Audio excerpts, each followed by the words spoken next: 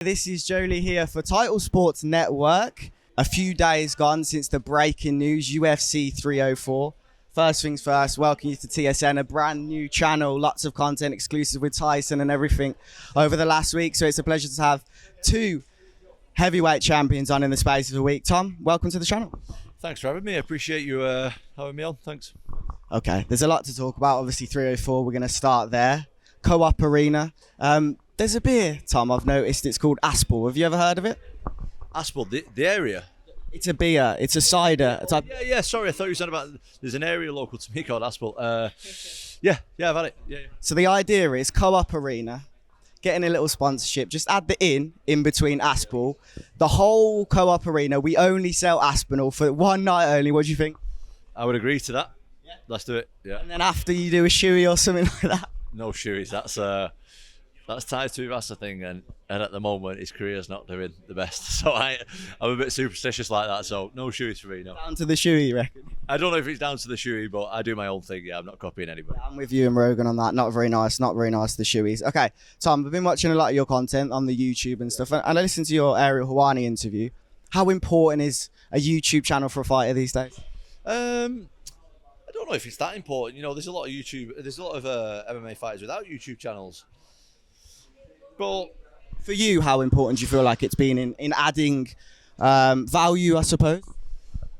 I don't know. I don't know, to be honest. It's something that I enjoy. I do it with my friend, and it comes easy to me. Do you know what I mean? If I'm bringing my friends along with me when I'm doing like quote unquote work stuff, it's no stress for me. I don't do any of the editing. I don't upload. I don't do anything like that. I just turn up, and you know, we're just doing normal stuff, but he sticks a camera in my face. That's all. It's not much different for me, but you know, everyone's different, aren't they? It's all subjective. So I don't think you need to do it or you don't need to do it. Obviously, you've got to have more eyes on you if you do it, and the more eyes on you, the more fans you've got, the more that's going to make money. The more people are going to be interested in you, and that's always a good thing. Yeah, there we go. That was the point I was getting to. Okay, you're not controlling your socials anymore. Is that correct? That's correct. I'm off socials. Yeah, and I know that's something Tyson Fury's done. It's something that interests me because I know it can reading too many different things in the build-up fight can sometimes be an issue. What was the thought process for you though, Tom? I just spend too much time on it, mate. Simple as that. I feel like sometimes I don't even know my own thoughts anymore. I know that sounds a bit deep. But a lot of the time, mate, I'll wake up. It's the first thing I do in the morning. I've got 3 small children. They'll be trying to get my attention. I'm on it. Then I come back from the gym. I'm on it. Then in between sessions, I'm on it. Then sometimes during sessions, I'm on it. And it's just too much of a distraction. Like, I want to focus on what I've got coming up. And what I've got coming up is the biggest fight of my life. And I need to be 100% focused on that. I can't, you know, every time I'm on there, I'm getting tagged in stuff. People's opinions are getting forced on me. And it shouldn't really matter to me what other people really think. It should be what I think about myself, and that's just what I want to focus on.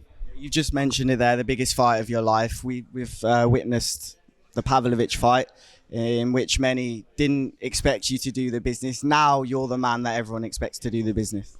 Yeah, and that comes with pressure, and that comes with opinions, and that is something that I'm not that interested in. I'm not that. I just want to focus on myself, and I've got a big job in front of me, and I want to go 100% focus on that. And so that's what I'm trying to do.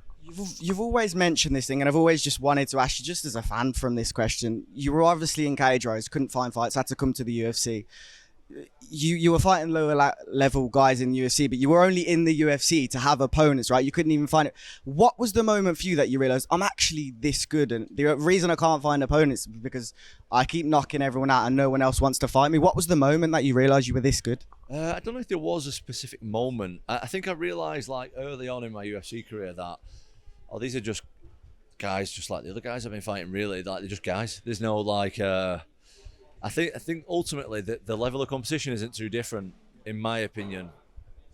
It's more the pressure, and I don't know if evidently not everyone can deal with the pressure. I've trained with a lot of guys all over the world, and there's some guys that have kicked my ass in the gym, but they can't perform in the UFC. Do you know what I mean? And they can't perform in the big events, and I can, and that's been proven time and time again. Not everybody can, but I can. And I think that's the biggest difference, is like, ultimately you're going in there and having a fight with someone, no matter if there's 10 people watching or 10 million people watching. But it's just being able to do it under that pressure. Okay, I have to mention biggest fight in UK MMA history if this one does happen. Curtis versus Tom for the official #1 contender spot, tweeted by Jon Jones. Yeah. He's finally acknowledging you, perhaps. Is that finally a sign to say it could be round the corner? No. I don't. I'd be very, very surprised if Jon Jones ever signed a contract to fight me. Very surprised. I don't think it's going to happen. I'm very sceptical. Jon Jones is a smart man, and if the shoe was on the other foot and I was in his spot and I was like, right, I can fight this 42-year-old guy who's at the end of his career and make probably 5 times more money than he can fighting me, I would definitely do that as well. Okay, no problem. Okay, we'll go with this one then. Garry versus MVP. Thoughts on that fight? Oh, I like it. I watched an interview with MVP last night, actually, or today it might have been. I'm still on YouTube. I still do YouTube. Anything else like social media related, I don't do it. But I still listen to podcasts and watch interviews and stuff. A fan of both guys. Like MVP a lot as a person, as a friend. And I think I give MVP the edge on it. I think he's very, very smart. He's very, very tricky. As someone who's trained with him, obviously there's a big size discrepancy between the two of us. But I can see the way he moves and I can feel the way he moves. And he moves so well. And he's so unpredictable. And his grappling is massively underrated.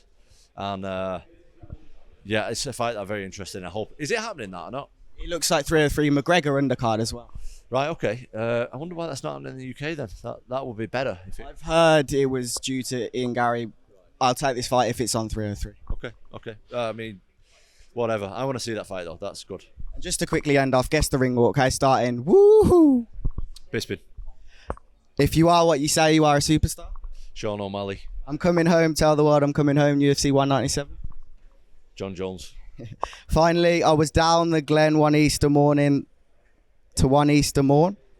I don't think I know that one. Don't ask me to sing it. Who's that one? Sinead O'Connor. Oh, right, that'll be Conor McGregor then. Yeah. Right, thank you for your time. Rest in peace, Sinead. Thanks, mate.